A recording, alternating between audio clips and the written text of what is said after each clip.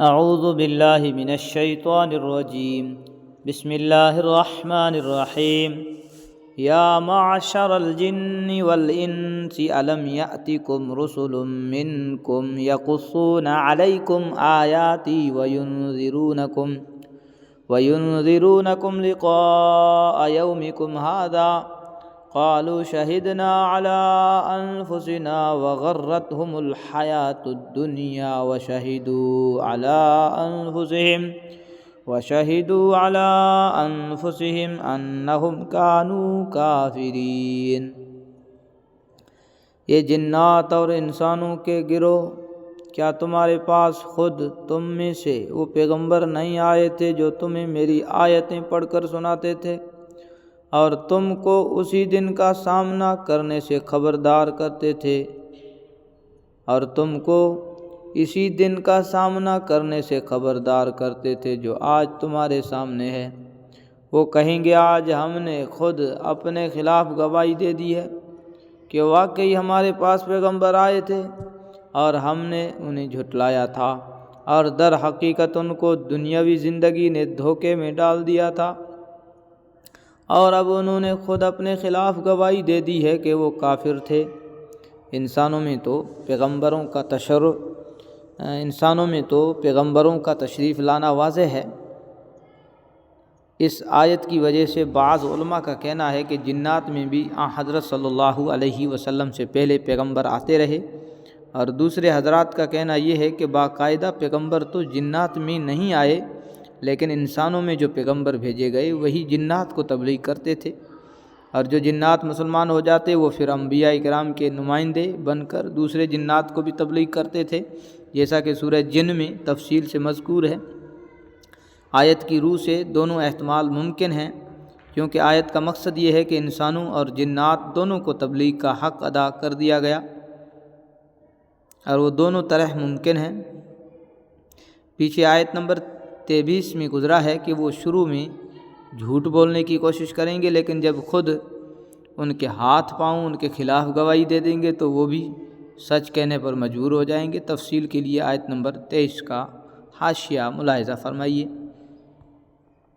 ذَلِكَ أَن لَّمْ يَكُن رَّبُّكَ مُهْلِكَ الْقُرَىٰ بِظُلْمٍ وَأَهْلُهَا غَافِلُونَ۔ یہ پیغمبر بھیجنے کا سارا سلسلہ اس لیے تھا کہ تمہارے پروردگار کو یہ گوارا نہیں تھا کہ وہ بستیوں کو کسی زیادتی کی وجہ سے اس حالت میں ہلاک کر دے کہ اس کے لوگ بے خبر ہوں۔ اس کا مطلب یہ بھی ہو سکتا ہے کہ ان بستی والوں کی کسی زیادتی کی وجہ سے ان کو ہلاک کرنا اللہ تعالیٰ کو اس وقت تک گوارا نہیں تھا جب تک انہیں انبیاء کرام کے ذریعے متوجہ نہ کر دیا جائے۔ اور یہ مطلب بھی ہو سکتا ہے کہ اللہ تعالیٰ خود یہ زیادتی نہیں کر سکتا تھا کہ پہلے سے متوجہ کیے بغیر لوگوں کو ہلاک کر دے۔ وَلِكُلٍّ دَرَجَاتٌ مِّمَّا عَمِلُوا وَمَا رَبُّكَ بِغَافِلٍ عَمَّا يَعْمَلُونَ۔ اور ہر قسم کے لوگوں کو مختلف درجات ان اعمال کے حساب سے ملتے ہیں جو انہوں نے کیے ہوتے ہیں، اور جو اعمال بھی وہ کرتے ہیں وہ تمہارا پروردگار ان سے غافل نہیں ہے۔ وَرَبُّكَ الْغَنِيُّ ذُو الرَّحْمَةِ إِن يَشَأْ يُذْهِبْكُمْ وَيَسْتَخْلِفْ مِن بَعْدِكُم مَّا يَشَاءُ كَمَا أَنشَأَكُم مِّن ذُرِّيَّةِ قَوْمٍ آخَرِينَ۔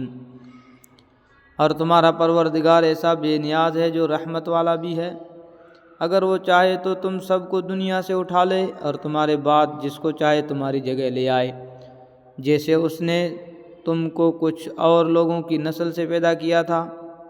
یعنی اس نے رسولوں کو بھیجنے کا جو سلسلہ جاری فرمایا، اس کی وجہ معاذ اللہ یہ نہیں تھی کہ وہ تمہاری عبادت کا محتاج ہے، وہ تو مخلوق کی عبادت سے بے نیاز ہے، لیکن اس کے ساتھ وہ رحمت والا بھی ہے، اس لیے اس نے پیغمبر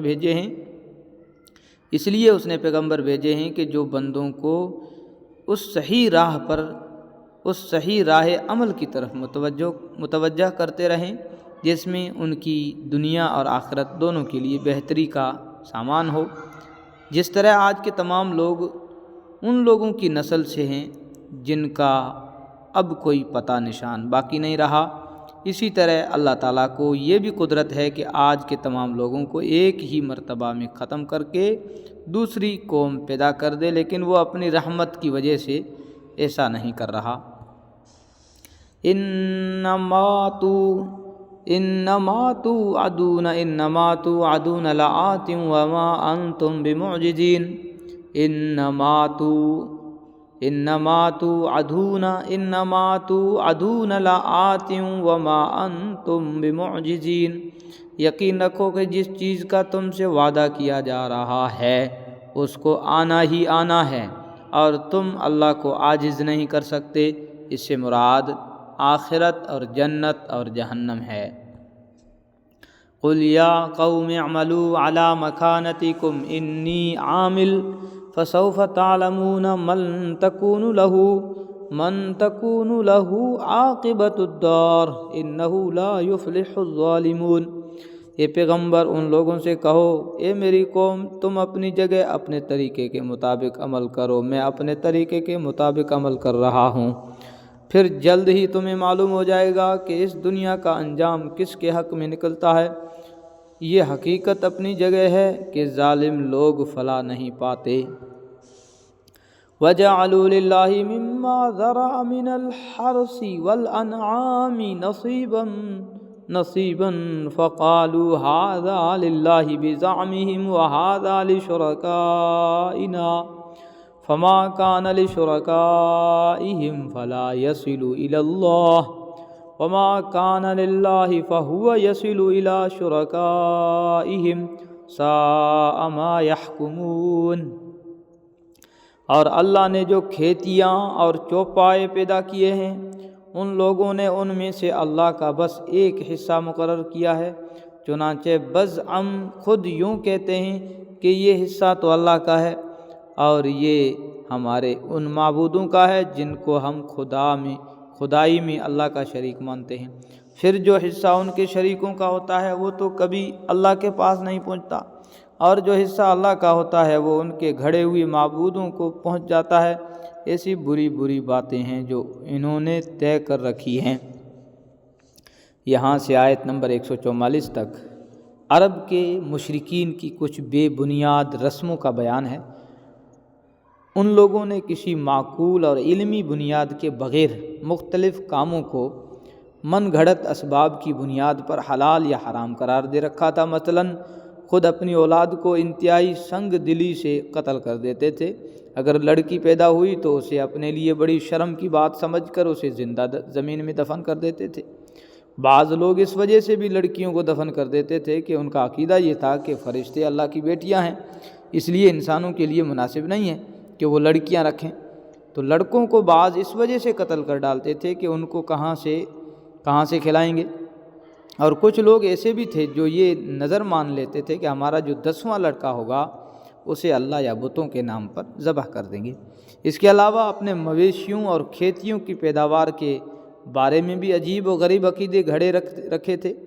تو ان میں سے ایک کا بیان اس آیت میں ہے، اور وہ یہ کہ اپنے کھیتوں کی پیداوار اور مویشیوں کے دودھ یا گوشت میں سے کچھ حصہ تو اللہ کے نام رکھتے تھے جو مہمانوں اور غریبوں میں تقسیم کے لیے ہوتا تھا، اور ایک حصہ اپنے بتوں کے نام کا نکالتے تھے جو بت خانوں پر چڑھایا جاتا تھا، اور اس سے بت خانوں کے نگران فائدہ اٹھاتے تھے۔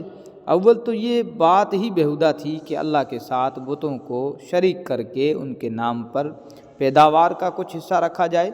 اوپر سے ستم ظریفی یہ تھی کہ جو حصہ اللہ کے نام کا رکھا تھا اگر اس میں سے کچھ بتوں والے حصے میں چلا جاتا تو کوئی حرج نہیں سمجھتے تھے، البتہ اگر بتوں کے حصے میں سے کوئی چیز اللہ کے نام کے حصے میں چلی جاتی تو فوراً اسے واپس کرنے کا اہتمام کرتے تھے۔ وَكَذَلِكَ زَيَّنَ لِكَثِيرٍ مِّنَ الْمُشْرِكِينَ قَتْلَ أَوْلَادِهِمْ شُرَكَاؤُهُمْ لِيُرْدُوهُمْ وَلِيَلْبِسُوا عَلَيْهِمْ دِينَهُمْ وَلَوْ شَاءَ اللَّهُ مَا فَعَلُوهُ فَذَرْهُمْ وَمَا يَفْتَرُونَ۔ اور اسی طرح بہت سے مشرکین کو ان کے شریکوں نے سمجھا رکھا ہے کہ اپنی اولاد کو قتل کرنا بڑا اچھا کام ہے تاکہ وہ ان مشرکین کو بالکل تباہ کر ڈالیں، اور ان کے لیے ان کے دین کے معاملے میں مغالطے پیدا کر دیں، اور اگر اللہ چاہتا تو وہ ایسا نہ کر سکتے، لہٰذا ان کو اپنی افتراء پردازیوں میں پڑا رہنے دو۔ اس کی تشریح کے لیے دیکھیے اسی صورت میں پیچھے آیت نمبر 12 کا حاشیہ۔ وَقَالُوا هَٰذِهِ أَنْعَامٌ وَحَرْثٌ حِجْرٌ لَّا يَطْعَمُهَا إِلَّا مَن نَّشَاءُ بِزَعْمِهِمْ وَأَنْعَامٌ حُرِّمَتْ ظُهُورُهَا وَأَنْعَامٌ لَّا يَذْكُرُونَ اسْمَ اللَّهِ عَلَيْهَا افْتِرَاءً عَلَيْهِ سَيَجْزِيهِمْ بِمَا كَانُوا يَفْتَرُونَ۔ اور یوں کہتے ہیں کہ ان چوپایوں اور کھیتیوں پر پابندی لگی ہوئی ہے، ان کا زعم یہ ہے کہ ان کو سوائے ان لوگوں کے کوئی نہیں کھا سکتا جنہیں ہم کھلانا چاہیں، اور کچھ چوپائے ایسے ہیں کہ جن کی پشت حرام قرار دی گئی، اور کچھ چوپائے ایسے ہیں جن کی پشت حرام قرار دی گئی ہے، اور کچھ چوپائے وہ ہیں جن کے بارے میں اللہ پر یہ بہتان باندھتے ہیں کہ ان پر اللہ کا نام نہیں لیتے۔ جو افطرا پردازی یہ لوگ کر رہے ہیں، اللہ انہیں عنقریب اس کا پورا پورا بدلہ دے گا۔ یہ ایک اور رسم کا بیان ہے جس کی روح سے وہ اپنے من گھڑت دیوتاؤں کو اپنے گمان کے مطابق خوش کرنے کے لیے کسی خاص کھیتی یا مویشی پر پابندی لگا دیتے تھے کہ ان کی پیداوار سے کوئی فائدہ نہیں اٹھا سکتا، البتہ جس شخص کو چاہتے اس پابندی سے مستثنیٰ کر دیتے تھے۔ ایک اور رسم یہ تھی کہ کسی سواری کے جانور کو کسی بت کے نام وقف کر دیتے تھے اور یہ کہتے تھے کہ اس پر سواری کرنا حرام ہے۔ بعض جانوروں کے بارے میں انہوں نے یہ طے کر رکھا تھا کہ ان پر اللہ کا نام نہیں لیا جا سکتا، نہ ذبح کرتے وقت، نہ سواری کے وقت، اور نہ ان کا گوشت کھاتے وقت، چنانچہ ان پر سوار ہو کر حج کرنے کو بھی ناجائز سمجھتے تھے۔ وَقَالُوا مَا فِي بُطُونِ هَٰذِهِ الْأَنْعَامِ خَالِصَةٌ لِّذُكُورِنَا وَمُحَرَّمٌ عَلَىٰ أَزْوَاجِنَا وَإِن يَكُن مَّيْتَةً فَهُمْ فِيهِ شُرَكَاءُ سَيَجْزِيهِمْ وَصْفَهُمْ إِنَّهُ حَكِيمٌ عَلِيمٌ۔ نیز وہ کہتے ہیں کہ ان خاص چوپایوں کے پیٹ میں جو بچے ہیں وہ صرف ہمارے مردوں کے لیے مخصوص ہیں اور ہماری عورتوں کے لیے حرام ہیں۔ اگر وہ بچہ مردہ پیدا ہو تو اس سے فائدہ اٹھانے میں سب مرد و عورت شریک ہو جاتے ہیں۔ جو باتیں یہ لوگ بنا رہے ہیں اللہ انہیں عنقریب ان کا پورا پورا بدلہ دے گا، یقیناً وہ حکمت کا بھی مالک ہے، علم کا بھی مالک۔ یعنی بچہ اگر زندہ پیدا ہو جائے تو صرف مردوں کے لیے حلال ہوگا اور عورتوں کے لیے حرام، لیکن مردہ پیدا ہو تو وہ مردوں اور عورتوں دونوں کے لیے حلال ہیں۔ قد خسر الذين قتلوا اولادهم سفها بغير علم وحرموا ما رزقهم الله افتراء على الله قد ضلوا وما كانوا مهتدين۔ حقیقت یہ ہے کہ وہ لوگ بڑے خسارے میں ہیں جنہوں نے اپنی اولاد کو کسی علمی وجہ کے بغیر محض حماقت سے قتل کیا ہے، اور اللہ نے جو رزق ان کو دیا تھا اسے اللہ پر بہتان باندھ کر حرام کر لیا ہے۔ وہ بری طرح گمراہ ہو گئے ہیں اور کبھی ہدایت پر آئے ہی نہیں۔ صدق اللہ العظیم۔